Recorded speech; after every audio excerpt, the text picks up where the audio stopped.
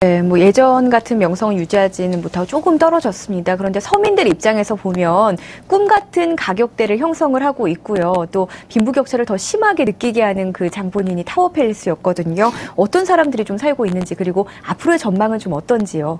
예, 많은 사람들이 과연 뭐 그런 비싼 집은 누가 살까? 근데 타워팰리스가 당시 입주될 때하고 지금하고는 많은 입주자들이 바뀌었습니다. 그러니까 워낙 고가 아파트에 살았는데 실제 뭐 살았던 사람들 얘기를 들어보면은 건강 문제를 얘기를 많이 합니다. 상당히 그 뭐라고 하죠? 환기에 문제가 있다 보니까 답답하기 때문에 건강에 문제가 있어서 이사를 나갔다, 이런 사람들이 상당히 많습니다. 장점을 본다라고 하면 이제 커뮤니티 시설이 워낙 잘 돼 있고, 시큐리티라고 하죠. 보안 문제가 완벽하게 돼 있다 보니까 그런 문제가 잘 돼 있고, 끼리끼리 문화. 즉 가장 부자들이 모여갖고 자기네들끼리의 커뮤니티가 만들어져서 부자들끼리 정보를 교환하고 거기에 대한 자부심을 느끼고, 이런 쪽에서는 상당히 좋았다고 합니다. 그런데 이제 이게 경기가 침체가 되면서 관리비가 비싸고 이러다 보니까 일부 사람들이 떠나게 되죠. 이거를 이제 상당히 많은 사람들이 이제 좀 떨어지다 보니까 추가 상승이 될 때를 기대를 했는데, 이게 상승이 안 되다 보니까 많은 사람이 떠났습니다. 네. 그래서 전세에 지금 사는 사람들이 많는데, 최초에 입주를 할 때만 해도 자가가 한 70% 정도가 되고 약 30% 정도가 전세나 월세 정도에 살고 있었는데, 현재의 한 50% 정도가 전세에 살고 있는 걸로 파악이 되고 있습니다. 왜 그러면 세입자의 비율이 거의 절반 가까이 되는데요. 165제곱미터 같은 경우에 월세 기준으로 본다고 하면 보증금 1억에 월 500에서 600 정도입니다. 누가 와 사는가 봤더니까 뭐 의사 이런 어떤 전문가 집단들이 많이 와 살고, 또 돈 많은 사람들이 자기 자식한테 이걸 많이 물려줬다라고 하는 부분이죠.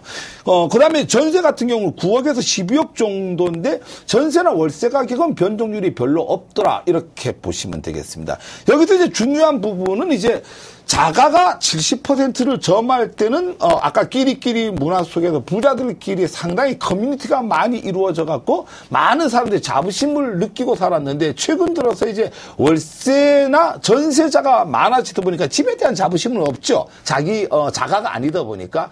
그러다 보니까 타워팰리스를 아끼던 많은 사람들이 어떤 애착심이 좀 떨어지고 일부러 떠나는 이런 어떤 쪽이 많이 이렇게 바뀌었다, 문화가. 뭐 이렇게 보시면 되겠습니다.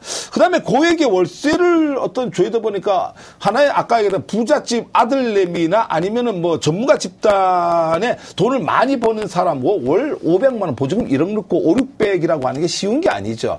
이러다 보니까 이제 그런 사람들이 살 수밖에 없다, 이러는데, 과연 뭐 이런 조정 국면이 흘러가고 난 뒤에 경기가 다시 되살아났을 때에 그런 과거 같은 영화를 누릴 수 있겠느냐, 그런 걸로 봤을 때에 뭐 많은 전문가들이 어렵지 않느냐. 왜 그러냐면 아까 상당히 중요한 부분입니다.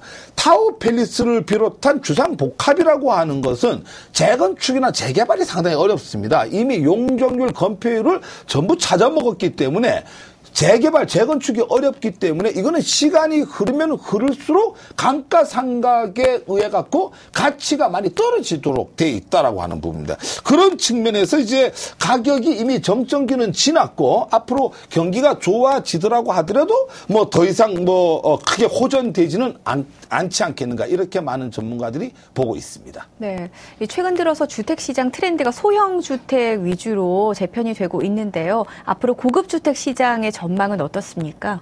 예, 한동안 이제 아까 얘기했듯이 이제 우리 타워팰리스가 중심이 돼갖고 주상복합의 시대를 열었고, 주상복합의 시장이 거의 뭐 한 십수년간, 한 10년간 이상 이렇게 대한민국의 고급 주택의 시장을 선도를 해왔다, 이렇게 본다고 해요. 그러면 앞으로도 계속 주상복합이 끌고 갈 것인가?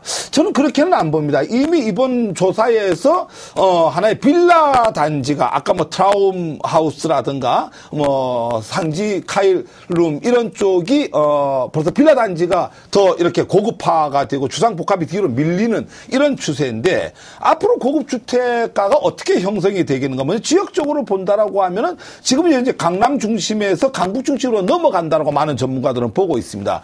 용산 중심의 아까 전통적인 하나의 그 풍수지리로 봤을 때, 임선 배수형으로 봤을 때에 용산을 중심으로 한 어떤 많은 많은 주택 단지들이 좋아지지 않겠는가. 이미 이제 미군 부대가 이전을 해나가면서 상당히 큰 공무원이 들어서고 뒤에 남산부터 녹지축이 형성이 되면서 앞에 한강 조망권 상당히 기대가 좀 많이 된다. 지역적으로는 그렇고 주택의 형태로 본다면은 아까 얘기대로 이제 주상복합지대는 서서히 사라지고 저층형의 어떤 빌라 단지 쪽으로 가지 않겠는가. 이거는 뭐 애국의 예를 보더라도 이제 도심지형에서 전원 외곽형으로 이제 빠지게 되면은 자연적으로 어떤 저층형 쪽으로 갈 수밖에 없다. 이미 뭐 트라우마하우스라든가 이런 것들을 예를 보면 우리가 알 수 있다 이거죠. 최근 들어서 보면 타운하우스가 상당히 인기가 좋고 또 여러분들 잘 알고 있는 외곽의 전원주택 이런 쪽이 이제 각광을 받는 이런 시대다. 즉 한강에 있어 갖고도 이제 전원주택이 한강을 끼고 있는 전원주택 이런 것들이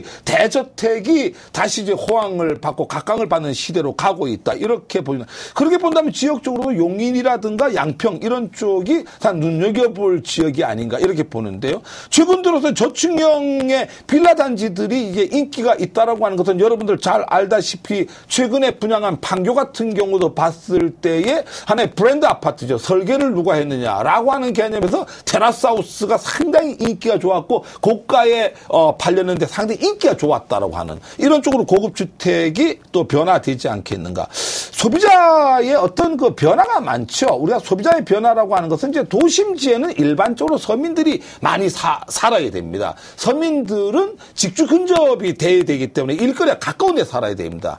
또 이제 우리가 뭐 잘 알던 지식정보화 사회 쪽에서는 재택근무가 가능하죠. 이렇기 때문에 돈 많고 이런 부자들은 외곽으로 나가야 된다라고 하는 개념입니다. 그래서 되게 도심의 역사를 바라본다고 하면 직주 근접해 갖고 역세권이라든가 도심지 가운데는 비교적 서민들이 많이 살고 부자들은 외곽에 나간다. 그런 개념으로 본다고 하면은 서울 외곽 쪽으로 앞으로 이제 좋은 주거 형태의 주택들이 많이 들어서지 않겠는가.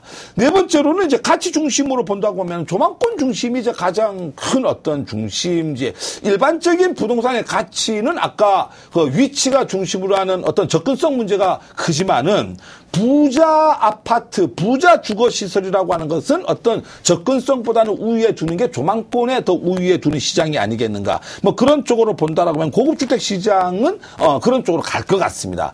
단지 여러분들이 조심해야 될 것은 이제 고급주택 시장이라고 하는 것은 다 경기에 민감하다라고 하는 거죠. 그러니까 경기가 나빠진다라고 하는 것은 소형주택 시장은 상당히 그 변화의 그 폭이 적은 데 비해서 고급주택 시장 은 경기에 상당히 민감할 수밖에 없다 이런 쪽이다라고 하는 거죠. 그래서 여러분들 이런 어떤 그 고급주택 시장의 흐름을 본다라고 하면 대한민국 경제의 흐름을 볼 수 있고 그 전체가 이제 대한민국 전체의 부동산의 흐름을 볼 수 있기 때문에 이런 어떤 전반적인 부분의 흐름을 여러분들이 보고 판단하는 데 있어 갖고 어떤 타워필리스가 주는 한국 시장의 부동산 시장의 포커스 상당히 우리가 눈여겨볼 만한 대목이다 이렇게 평가가 되고 있습니다. 네, 말씀 잘 들었습니다. 오늘 도움 말씀에 장계화 해설위원과 함께했습니다. 고맙습니다.